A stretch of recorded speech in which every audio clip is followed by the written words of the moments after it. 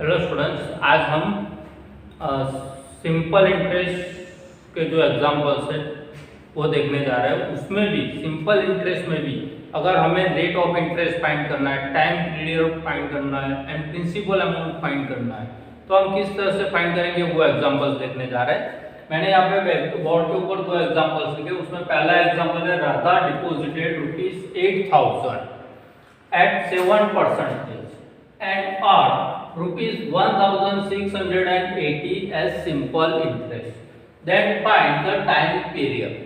तो यहाँ पे आप देख सकते हो कि राधा ने ₹8,000 डिपॉजिट किया था, तो ये जो डिपॉजिटेड अमाउंट है वो हमारा प्रिंसिपल हो जाएगा। तो यहाँ पे मुझे दिया हुआ है प्रिंसिपल ₹8,000 एट 7%, तो 7% जो है वो मेरा रेट ऑफ इंटरेस्ट है। दूसरा, and earn ₹1,680 as simple interest. तो यहाँ पे मुझे सिंपल इंटरेस्ट दिया हो, इट इज ₹1,680 और मुझे बोला गया है कि फाइंड द टाइम पीरियड, यानी कि टी का वैल्यू मुझे फाइंड करना है। अब मैंने आगे आपको आगे वाले वीडियो में मैंने फॉर्मूला उसके बताया था कि टाइम पीरियड फाइंड करना है तो हम कौन सा फॉर्मूला अप्लाई करते हैं। Now time period T equal simple interest into 100 upon P R. अब यहाँ पे सिंपल इंटरेस्ट का वैल्यू है हमारे पास 1680 इंटू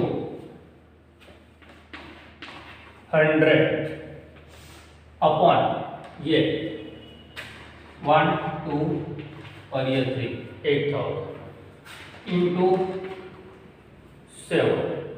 तो यहाँ पे आप देख सकते हो 10 10 10 10 ये कट हो गया, ये एक और भी कट हो गया। अब मेरे पास है 168/8 इंटू 7। अब यहाँ पे देखो कि 7 2 14, तो यहाँ पे 2 बचेगा, पीछे से 8 लेंगे तो हमारे पास नंबर बनेगा 28 एंड 7 4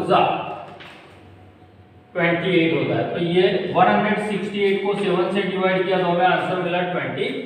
अब 24 को हमें 8 से डिवाइड करना है, तो 8 का टेबल हमें मालूम है, 8 3 24, तो यहाँ पे हमें मिलेगा 3 और ये है time period, then it is in a year. तो टाइम पीरियड आया हमारा 3 इयर्स। उसी तरह से दूसरा एग्जांपल है, Anant deposited ₹12,000 for 2.5 years and earn ₹2,250 as a simple interest. Then find the rate of interest. अब हमें रेट ऑफ इंटरेस्ट फाइंड करना है यहाँ। तो यहाँ पे हमारे पास प्रिंसिपल अमाउंट है ₹12,000। टाइम पीरियड हमें दिया हुआ है, it is 2.5 years and earn simple interest ₹2,250। तो सिंपल इंटरेस्ट इट इज ₹2,250 और हमें फाइंड करने के लिए बोला गया है कि रेट ऑफ इंटरेस्ट, ये सिंपल इंटरेस्ट था, ये हमारा टाइम पीरियड था और हमें फाइंड करना है rate of interest, that means R हमें फाइंड करना है, आर का वैल्यू। तो रेट ऑफ इंटरेस्ट के लिए फॉर्मूला क्या हो जाएगा, simple interest into 100 upon P T. अब सिंपल इंटरेस्ट है हमारे पास ₹2,250, ये 100, प्रिंसिपल अमाउंट है 12,000 इंटू टाइम पीरियड 2.5 ईयर्स है, तो हम यहाँ पे 25 लिखेंगे और डिनोमिनेटर में 10 लिखेंगे। तो ये डिनोमिनेटर का भी डिनोमिनेटर हो तो वो तो यहाँ पे मल्टीप्लाई हो जाएगा न्यूमरेटर में, तो यहाँ पे इंटू 10। अब यहाँ पे आप देखो 1 2 3 1 2 3 ये कट हो गए, नाउ 25 का मल्टीप्लिकेशन करना है। 25 इंटू 4, 25 4 जा 100, 25 8 जा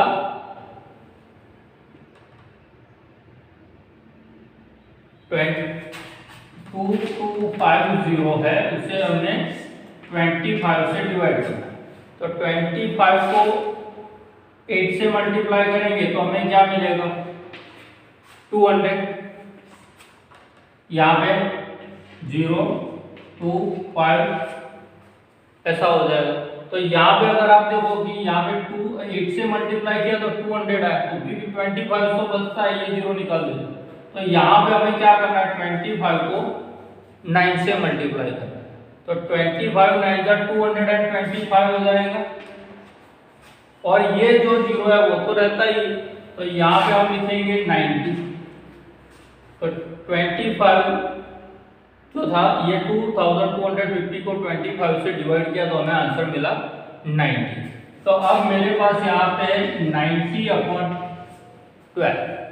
अब 90/12 जो है उसे भी हम सिंप्लीफिकेशन कर सकते हैं।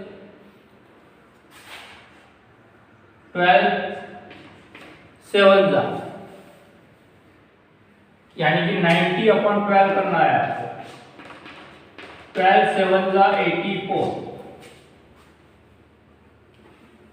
बचेगा 6, पीछे 0, तो यहाँ पे ये डेसिमल ले लिया। एंड 12 5 जा 60, तो यहाँ पे हमें आंसर मिलेगा 7.5%। और अगर ये आपको डिवीजन नहीं करना है तो इसका सिंप्लीफिकेशन आप इस तरह से भी कर सकते हो कि देखो 90/12 है, 90/12, तो 90 किस तरह से बनता है 3 into 30 से। 12 किस तरह से बनता है 3 into 4 से, ये 3 3 कट हो जाएगा, तो 30/4 है। अब 30 किस तरह से बनता है, तो 15/2 and 4, it is 2/2, 2 2 cut. Now 15 divided by 2, and 15 को अगर हमने 2 से डिवाइड किया तो हमें आंसर 7.5% मिलेगा। तो ये हुआ, हमने रेट ऑफ इंटरेस्ट किस तरह से फाइंड करने हैं हुआ। चलिए एक और एग्जांपल देखते हैं जिसमें प्रिंसिपल अमाउंट फाइंड करने की बात की गई है।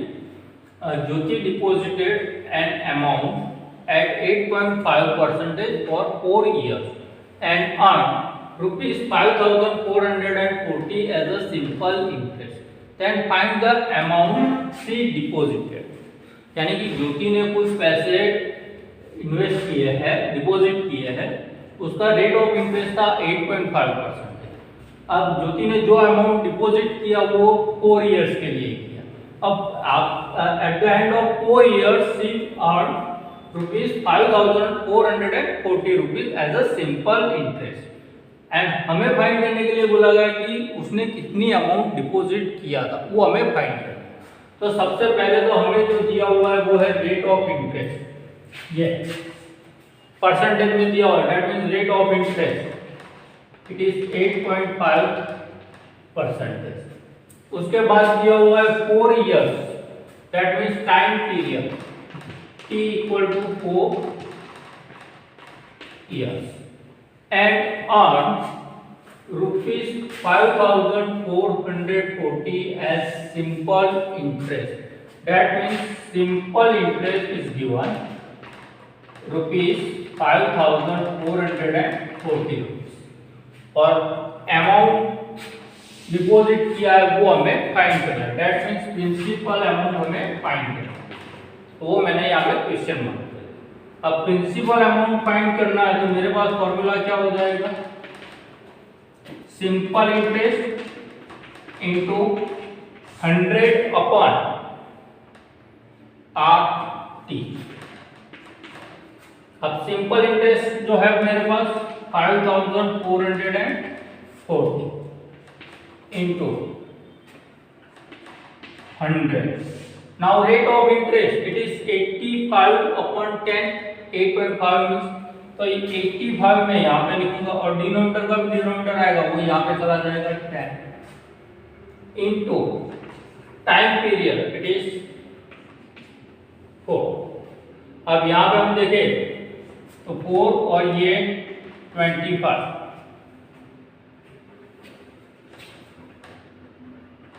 5 इंटू 5 25 होता है। यहाँ पे 17 इंटू 5, तो ये 5 कट हो गया। अब मेरे पास यहाँ पे क्या होगा,